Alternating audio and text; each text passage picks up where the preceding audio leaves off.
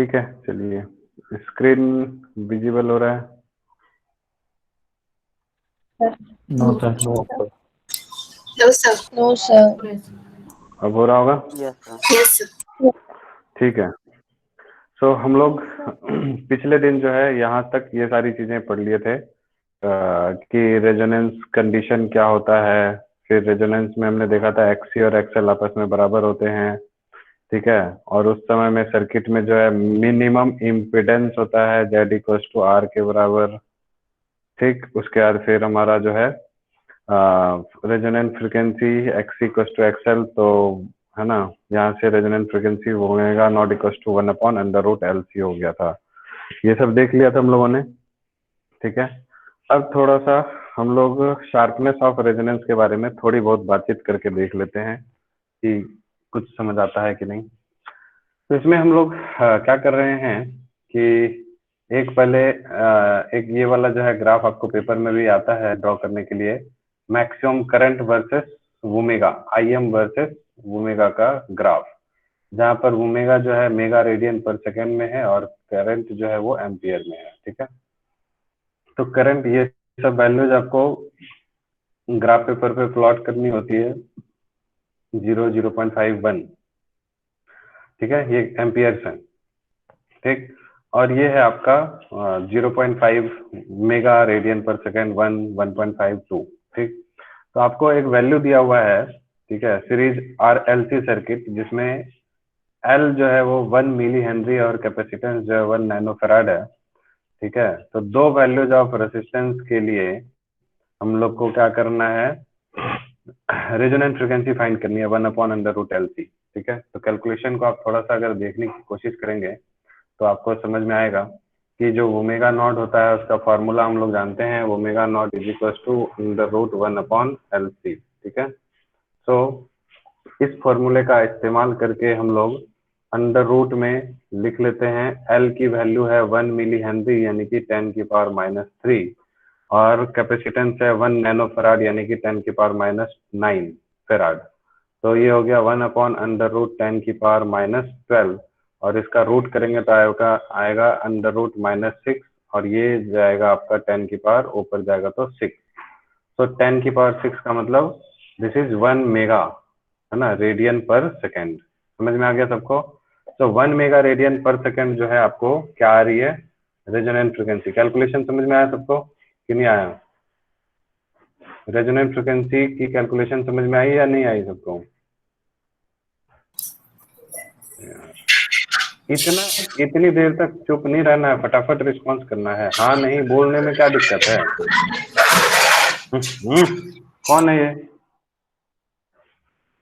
ऐसे कौन mic on करता है यार? तुम्हारे घर के आसपास में शोर शराबा हो रहा है, तुम माइक ऑन कर रहे हो। ठीक है, बाकी लोग क्या चुपचाप रहेंगे ऐसे ही? ठीक है, तो ये समझ आ गया सबको कि 10⁻⁶ रेडियन पर सेकेंड यानी कि, है ना, 1 मेगा रेडियन पर सेकेंड। तो देखिए ये क्या होता है, इस टाइम में आपको बताया था कि जो है सर्किट में जो रेसिस्टेंस होता है वो मिनिमम होता है और करंट जो है वो मैक्सिमम होता है। तो करंट की वैल्यू आप देखिए यहाँ पर, है ना, ये 1 मेगा रेडियन पर सेकेंड पे करंट की वैल्यू क्या हो रही है, मैक्सिमम हो रही है, this is equal to 1 ampere, ठीक है। तो इसका ग्राफ जो है इस तरह से बनता है, ऐसे ऐसे गया ऐसे गया ऐसे गया। करंट शुरुआत में जीरो, जब है ना ओमेगा फ्रीक्वेंसी जीरो थी तो करंट जीरो था, फिर इंक्रीज होते होते होते 1 पे जो है मैक्सिमम करंट हुआ, फिर मैक्सिमम करंट के बाद फिर जैसे जैसे हमारी फ्रीक्वेंसी बढ़ती जाएगी तो करंट की वैल्यू कम होती चली जाएगी। तो इस तरह से इसका जो है एक ग्राफ बनता है, ठीक है। तो हम लोग ये देखते हैं कि जो 1 मेगा रेडियन पर सेकेंड है वो शार्प फ्रीक्वेंसी है, ठीक है। उस जगह पर जो है सबसे ज्यादा फ्रीक्वेंसी हो रही है, ठीक है, सबसे ज्यादा उस फ्रीक्वेंसी पे सबसे ज्यादा करंट प्रोड्यूस हो रहा है, ठीक है। यहाँ तक समझ आ रहा है सबको या नहीं आ रहा है ये बताओ?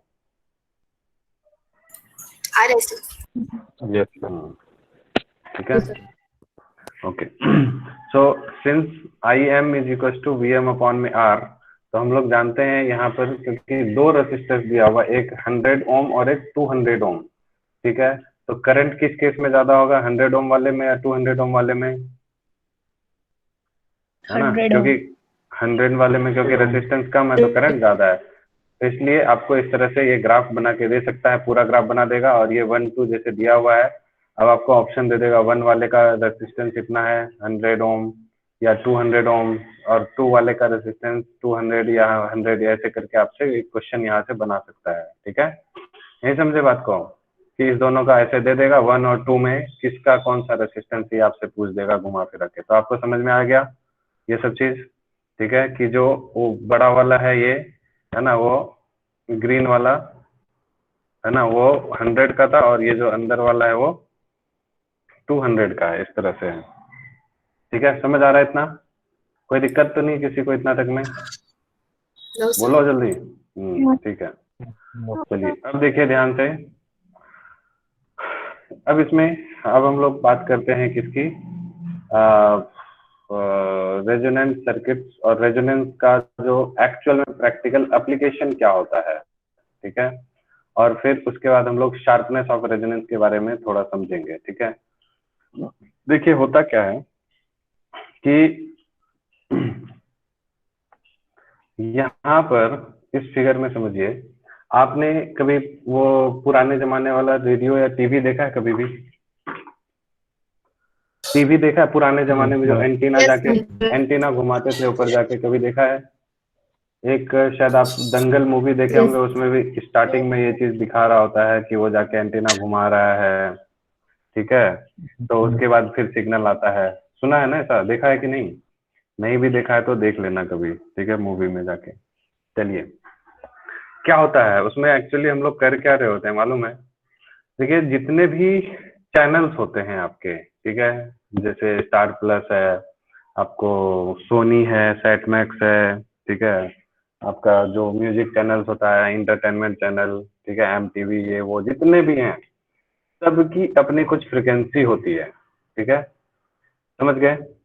और उस फ्रिक्वेंसी को कैच करने के लिए हमारे घर पे, छत पे या कहीं पे एक डिश एंटीना लगा होता है। ठीक है, ये जो एंटीना है, ठीक है, उसको क्या करता है, उन सारे सिग्नल्स को कैच करता है। ठीक है, सारे सिग्नल्स को ये सैटेलाइट से कैच कर रहा होता है। ठीक, अब इस एंटीना से हमारे घर में जो है एक टीवी है वो कनेक्टेड होता है। ठीक है, इस एंटीना से घर की जो है टीवी वो कनेक्टेड होती है।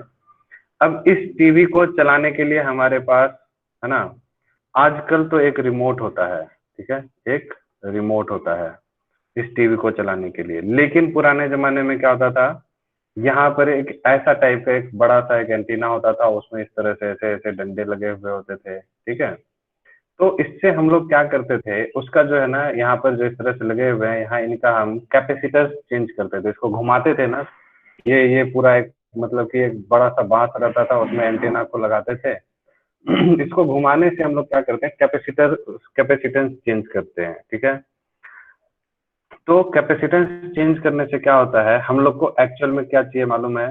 सबकी, जो मैंने अभी बताया कि जितने भी चैनल्स होते हैं, सबकी अपनी अपनी एक फ्रीक्वेंसी फिक्स्ड होती है। ठीक है, अपनी एक फ्रीक्वेंसी होती है, वो फिक्स्ड होती है, और वो फ्रीक्वेंसी है आपकी कौन सी? Omega naught, resonance frequency. ठीक है, उस जो फ्रीक्वेंसी सेट है, जो सैटेलाइट से, है ना, वो रिसीव हो रहा है ये एंटीना, आप घुमाते घुमाते अगर उस फ्रीक्वेंसी पर लेके चले गए एंटीना को, यानी हम घुमा रहे हैं मतलब कैपेसिटेंस चेंज कर रहे हैं।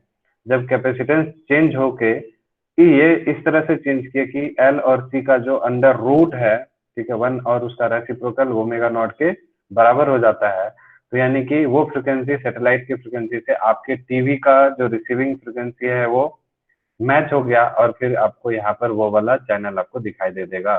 ठीक है, और बजना शुरू होगा, क्योंकि सास भी कभी बहू थी। ठीक है, समझ आ गया सबको प्रोसेस पूरा कैसे हो रहा है?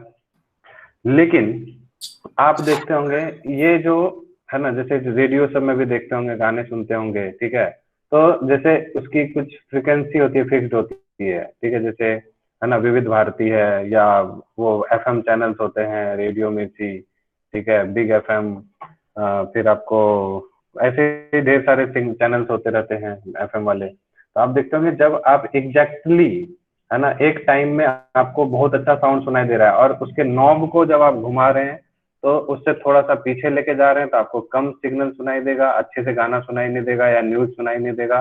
और उससे थोड़ा सा आगे भी बढ़ा देते हैं तो भी आपको अच्छे से सुनाई नहीं देता है, लेकिन एक पर्टिकुलर फ्रिक्वेंसी पे आपको बिल्कुल अच्छा सुनाई दे रहा होता है। ठीक है, तो जिस फ्रिक्वेंसी पे सुनाई दे रहा है दैट इज रेजोनेंट फ्रिक्वेंसी, जिसपे वो वर्क कर रहा है। ठीक है, उसी को हम लोग क्या कर रहे हैं, ये जो प्रोसेस हम लोग जो करते हैं ना फ्रिक्वेंसी मैच कराने का, इस प्रोसेस को हम लोग बोलते हैं ट्यूनिंग। समझ आ रही बात? What is tuning? कि नहीं समझे? ट्यूनिंग समझ आई बात कि नहीं आई?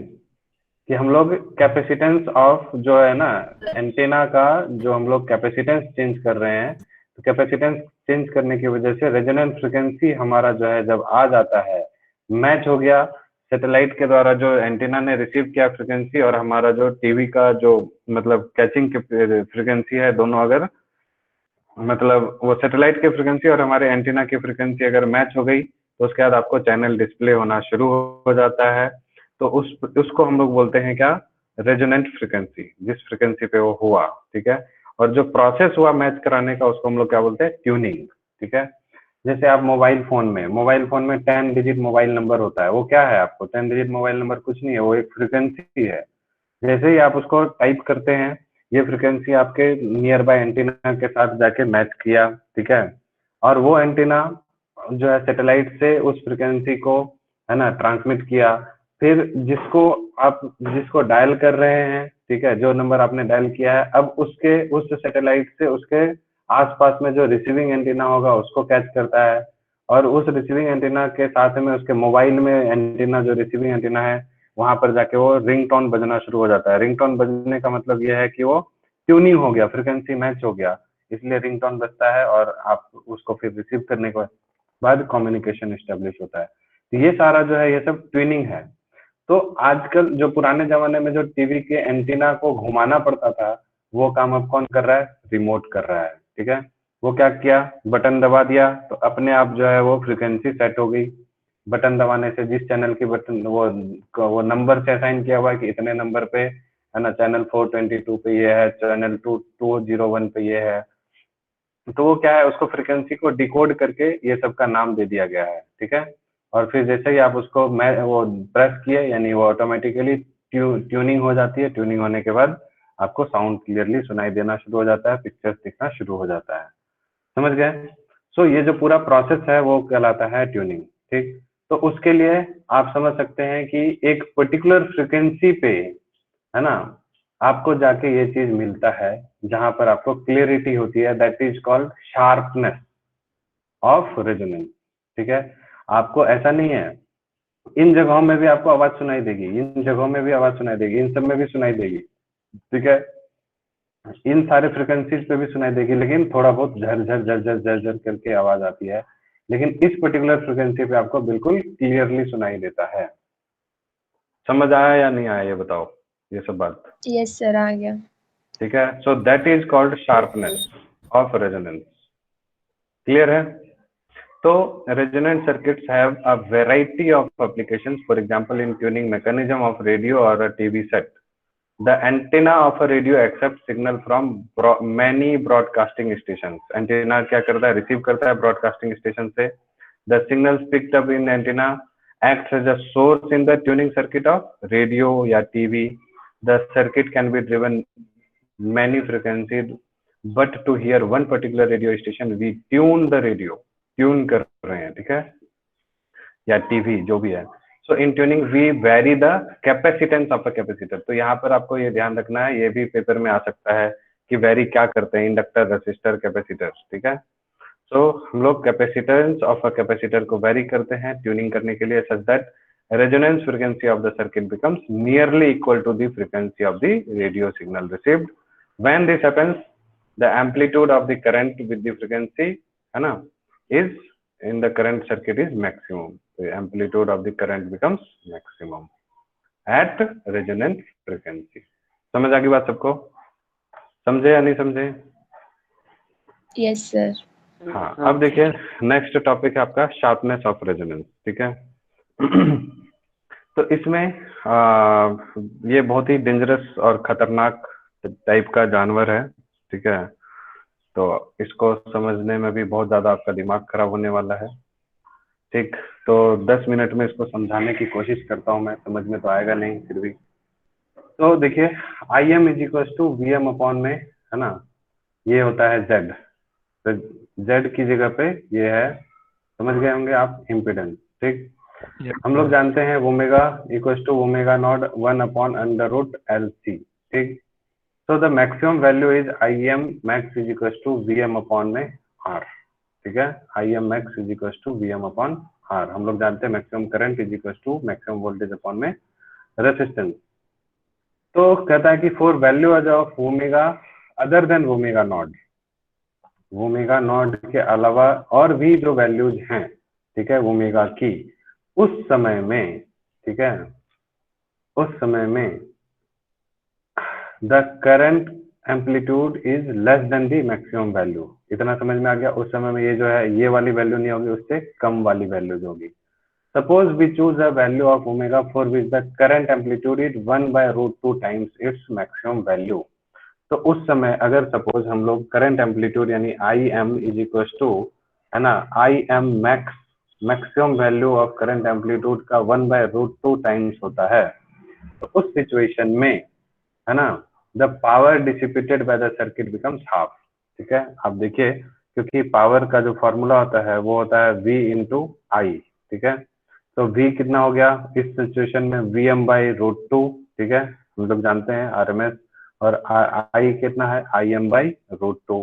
ठीक है, तो आप देख सकते हैं ये क्या हो गया, Vm into I am divided by √2 into 2 हो गया, और Vm इंटू आई एम क्या हो गया, मैक्सिमम पावर।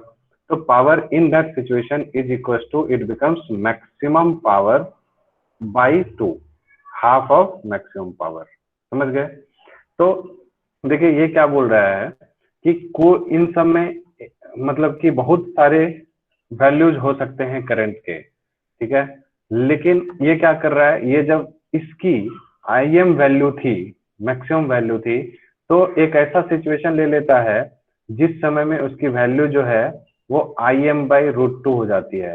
ये जो है सपोज ये Im/2 है, एक ऐसा सिचुएशन होगा 0.707 टाइम्स दी Im, यानी यहाँ पर होगा कुछ यहाँ पर, ठीक है, इट बिकम्स Im बाई, है ना, √2, Im/√2। और इस समय में आपको मैंने कैलकुलेशन करके दिखाया, जो पावर जनरेटेड होगा वो मैक्सिमम पावर यहाँ पर होगा, उसका हाफ होगा यहाँ। ठीक है, ये कैलकुलेशन से जब आई की वैल्यू Im/√2 होगी तो पावर कितना होगा, हाफ पावर डिसिपेट हो रहा होगा उस समय। ठीक है, तो इसको हम लोग जो फ्रीक्वेंसी, इसके करस्पॉन्डिंग जो फ्रीक्वेंसी आएगी वो ओमेगा, दोनों साइड इधर भी और इधर भी, उसको हम लोग ओमेगा 1 और ओमेगा 2 के नाम से जानते हैं। ठीक है, उसको हम लोग क्या बोलेंगे, ओमेगा 1 और ओमेगा 2। ठीक है, दोनों साइड आएगी ये फ्रीक्वेंसीज। ठीक है, जैसे सपोज आपको अगर ऐसा एक सर्किट, इसका ये जो डायग्राम बन रहा है ऐसा बन रहा है, तो ये आपका अगर ओमेगा नॉट है, तो ये जो है this is omega 1 and this is omega 2। इसके करस्पॉन्डिंग करंट जो होगा वो Im/√2 होगा, और पावर जो होगा वो P मैक्सिमम पावर बाई 2 होगा। ठीक है, ये चीज भी हम ध्यान में रखना है। समझ में आ रही बात कि नहीं आई? ठीक है, चलिए सर एक और बार बताओ ना, अभी जो बताएं। अभी मैंने बस ये बोला कि हम लोग एक ऐसा वैल्यू ऑफ करंट लेते हैं जिस समय में करंट की वैल्यू मैक्सिमम करंट वैल्यू का 1/√2 टाइम्स है। जिस समय में करंट की वैल्यू 1/√2 टाइम्स होगी, उस समय में पावर जो डिसिपेट होगा इस मैक्सिमम यहाँ पर के करंट के रिस्पेक्ट में हाफ करंट होगा, हाफ पावर जनरेट होगा, पावर डिसिपेट होगा। ठीक है, समझ गए, बस इतनी सी बात है, और it is not very important, बस आपको खाली ध्यान में रखना है कैसा है। ठीक है, चलिए, तो ये सारी बातें आपको यहाँ से समझ में आ गई।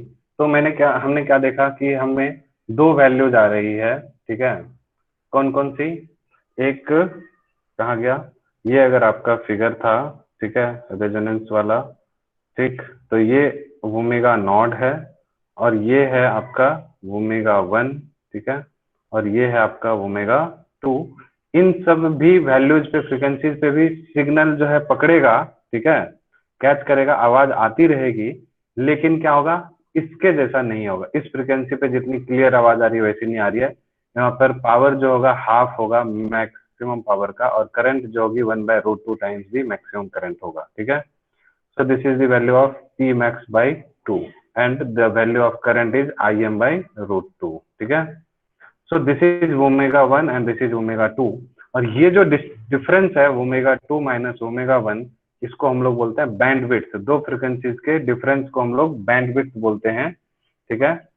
दो एंगुलर फ्रिक्वेंसीज, जैसे हम लोग 11th में पढ़े थे बीट्स के बारे में, difference between the frequencies is beats, उसी तरह से ये है, समझ गए।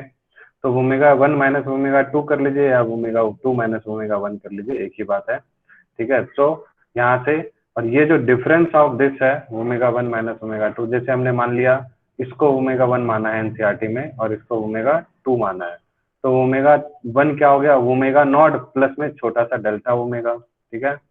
और ओमेगा 2 को क्या किया, omega naught minus delta omega, ठीक है, ये मान लिया। तो आप देख सकते हैं इसमें से इसको जब माइनस करेंगे तो ओमेगा नॉट कैंसिल होगा और ये माइनस माइनस प्लस बन जाएगा, दिस इज 2 डेल्टा ओमेगा, ठीक है। यहाँ तक समझ आ गया सबको? Any problem? Any problem? No sir. No sir.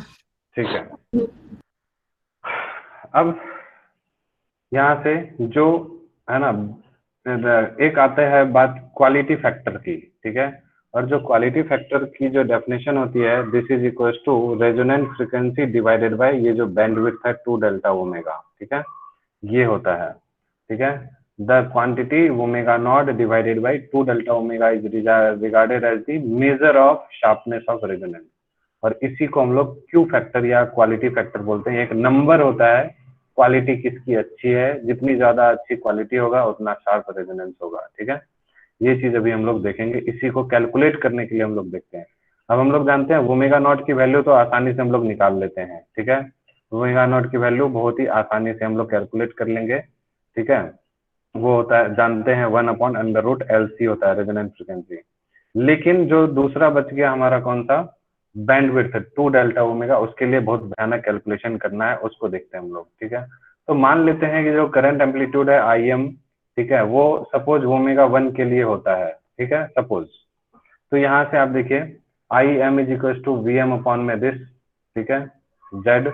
और हम लोग जानते हैं IM इज इक्वल टू क्या होता है ना, IM बाय √2 देख लिए हैं, और IM की जगह पे क्या लिखेंगे, VM अपॉन में R, और ये √2 यहाँ आ जाएगा, ठीक है। समझ गए सब कोई? अब यहाँ से कैलकुलेशन थोड़ी सी डेंजरस है। अब देखिएगा यहाँ क्या करना है कि ये जो IM है, ठीक है, ये वाली वैल्यू और ये वाली वैल्यू दोनों का राइट हैंड साइड को इक्वेट कर देंगे, ठीक है। तो VM और VM कैंसिल आउट हो जाएगा, जो डिनोमिनेटर वाला ये चीज है और ये R√2 दोनों आपस में बराबर हो जाएंगे, दिख रहा है ना, ये रूट वाला और ये रूट वाला R√2 वाला सेम हो जाएगा, इक्वेट हो गया। स्क्वायरिंग बोथ साइड करेंगे तो ये √R का स्क्वायर और 2R स्क्वायर बन जाएगा ये, ठीक है। अब ये R स्क्वायर यहाँ से ले जाएगा तो बन जाएगा 2R square minus R square is equal to R square. इधर भी स्क्वायर है, इधर भी स्क्वायर था, तो कैंसिल आउट होके R बच जाएगा, ठीक है। अब देखिए ये चीज ना प्लस माइनस R करके होना चाहिए, ठीक है। प्लस माइनस यहाँ पर क्योंकि स्क्वायर रूट हटता है तो प्लस माइनस R होता है, तो ये चीज को मैंने आपको अपने तरीके से करके दिखाया है, यहाँ पे प्लस माइनस R लेके, ये मैं आपको बाद में समझा दूंगा, ये थोड़ा इजी भी है, बट पहले एनसीईआरटी वाला समझ लीजिए, ठीक है। तो ये हो गया आपको इतना, ओमेगा L माइनस ओमेगा 1/ओमेगा C is equal to R, ठीक है। इसको हम लोग कैसे लिख सकते हैं, ओमेगा 1 की जगह पे लिख दिया omega naught plus delta omega, और यहाँ भी वही लिख दिया इज इक्वल टू R हो गया। अब यहाँ से हम लोग क्या करते हैं, थोड़ी सी जबरदस्ती ओमेगा नॉट इंटू L को कॉमन ले लेते हैं, तो यहाँ से क्या बच जाएगा 1, और यहाँ पर डेल्टा ओमेगा अपॉन में ओमेगा नॉट, ठीक है। जिसको समझ में नहीं आ रहा है वो ऐसे समझ लीजिए, इसको आप सॉल्व करके देखिएगा, ये ऊपर वाला टर्म आ जाएगा, ठीक है। इसको सॉल्व कीजिए, देखिए इसको मल्टीप्लाई कीजिए, ये आ गया, ठीक है। इससे ओमेगा नॉट कट जाएगा तो omega delta omega into L बन जाएगा। उसी तरह से 1/ओमेगा नॉट C को हमने जबरदस्ती कॉमन ले लिया, यहाँ पर बच जाएगा 1, और यहाँ डेल्टा ओमेगा अपॉन ओमेगा है ना इंटू C हो जाएगा, ठीक है। और ओमेगा नॉट की स्क्वायर की वैल्यू हम लोग जानते हैं 1/LC होता है, ठीक। तो इसलिए आप देखिएगा ध्यान से, इसको हमने क्या किया, ओमेगा नॉट इंटू L किया, ठीक है, सॉरी इंटू में C, हाँ L किया, तो ये कितने के बराबर हो जाएगा, इस L को वहां भेज दिया, ठीक है, और एक ओमेगा नॉट यहाँ आ जाएगा, तो इट बिकम्स 1/ओमेगा नॉट C। समझ आ रहा है बात सबको? ठीक है, सो 1/ओमेगा0c इज इक्वल टू ओमेगा0 × L। तो ये जो 1/ओमेगा0c है उसकी जगह पे लिख दिया ओमेगा0 × L, और बाकी सारी चीजें एज इट इज है। ठीक है, अब देखिए यहाँ पर जो ये वाला टर्म है डिनोमिनेटर में, इसमें इसको हम लोग लिख सकते हैं पावर -1। ठीक है, इसको हम लोग ऐसे लिख सकते हैं। और हम जानते हैं कि ये जो डेल्टा ओमेगा और ओमेगा के रिस्पेक्ट में बहुत ही छोटा होता है, it is much much less than 1। तो इस सिचुएशन में जो यहाँ पर पावर है उसको हम लोग क्या करते हैं, बाइनोमियल थ्योरम के हिसाब से इसको यहाँ पर ले आते हैं। पहले भी हम लोग चर्चा कर चुके हैं। So this becomes 1 - delta omega upon में ओमेगा नॉट। ठीक है, तो अब ये चीज, इस टर्म को हम लोग कैसे लिख दिए, ओमेगा0 × L। आपको मैंने इसलिए बोला था ये सब आपको खुद से पढ़ के रखना है थोड़ा सा, ताकि समझ में आए कि मैं क्या समझा रहा हूँ। ठीक है, समझ गए। तो अब देखिए यहाँ पर ये कैलकुलेशन जब हम लोग कर रहे हैं तो ओमेगा0 L यहाँ से क्या हो जाएगा, कॉमन। ठीक है, और फिर या फिर इसको ब्रैकेट ओपन कर दीजिए, ये प्लस और ये माइनस कैंसल आउट हो जाएगा, और ये माइनस माइनस क्या हो जाएगा, प्लस। तो 2 टाइम्स डेल्टा ओमेगा अपॉन में ओमेगा0, ठीक है, आ जाएगा। और यहाँ से ओमेगा0 भी आएगा इसमें, है ना, क्योंकि ये इसके साथ मल्टीप्लाई है। ठीक है, तो आप कॉमन भी लेके कर सकते हैं, डायरेक्ट वो भी कर सकते हैं। तो ये वैल्यू आ गई, ये सिंपल कैलकुलेशन है। तो अब जब आप यहाँ से देखेंगे तो it comes out to be delta omega, है ना, इज इक्वल टू, ये तो कट ही गया, तो ये हो गया delta omega equal to R/2L। समझ गए। तो डेल्टा ओमेगा जो है वो R/2L हो रहा है। इसका मतलब क्या है कि, है ना, ये जो डेल्टा ओमेगा है यहाँ से लेके यहाँ तक, कहाँ गया अभी जो मैंने बनाया था फिगर, हटा दिया क्या। ठीक है, यहाँ देख लीजिए कि इसमें, ठीक है, कॉम्पिटिटिव एग्जाम्स में इससे ऐसे करके क्वेश्चन आता है कि ये आपका अगर ओमेगा1 है और ये ओमेगा2 है, ठीक है, और ये, है ना, ओमेगा0 है, तो ये कितना हो जाएगा, R/2L। ठीक है, और ये कितना हो जाएगा, R/2L। तभी जाके दोनों मिलकर कितना हो जाएगा, R/L बनेगा, डेल्टा ओमेगा। समझ गए ना। तो this is delta omega equal to R/2L। ठीक है, समझ गए। तो यहाँ से अब हम लोग शार्पनेस ऑफ रेजोनेंस की डेफिनेशन क्या थी, ओमेगा0 अपॉन में 2 टाइम्स डेल्टा ओमेगा। तो ओमेगा0, है ना, वो तो लिख दिया हमने, और 2 डेल्टा ओमेगा की जगह पे क्या लिख दिया, R/2L है। तो 2 इंटू, देखिए, ओमेगा0 अपॉन में 2 डेल्टा ओमेगा, तो 2 इंटू डेल्टा ओमेगा है R/2L। तो 2 कैंसिल हो गया, L ऊपर चले जाएगा। ये फॉर्मूला बन गया ओमेगा0 × L/R, and this ratio is called quality factor. ठीक है, so this is Q equal to ओमेगा0 × L/R। ठीक है, अब यहाँ पर आप इसी तरह से इसको थोड़ा सा एक्सपेंड करेंगे, क्योंकि ओमेगा0 की वैल्यू होती है 1/√LC, तो इसको रख देंगे 1/√LC रख देंगे, इंटू में L/R कर देंगे। तो आप देख सकते हैं यहाँ से एक ये √L इंटू √L इसको लिख सकते हैं, एक ये कैंसल आउट हो जाएगा तो √C बचेगा। ठीक है, so it comes out to be 1/L√L/C। ठीक है, दिस इज क्वालिटी फैक्टर का ये भी एक फॉर्मूला होता है। समझ गए। ठीक है, तो ये 2-3 फॉर्मूले हैं उससे रिलेटेड, आप इसको पढ़ लीजिएगा, ये भी खुद से करके देखिएगा। अगले दिन हम लोग इसको एक बार और रिवाइज करवा देंगे। तो this is was quality factor. तो क्वालिटी फैक्टर और शार्पनेस ऑफ रेजोनेंस खत्म हो गया। इस टॉपिक को आप थोड़ा सा पढ़ के देखिएगा। ठीक है, उसके बाद हम लोग नेक्स्ट क्लास में आगे करेंगे। आज इतना ही। ठीक है, जा सकते हैं आप लोग नेक्स्ट क्लास के लिए।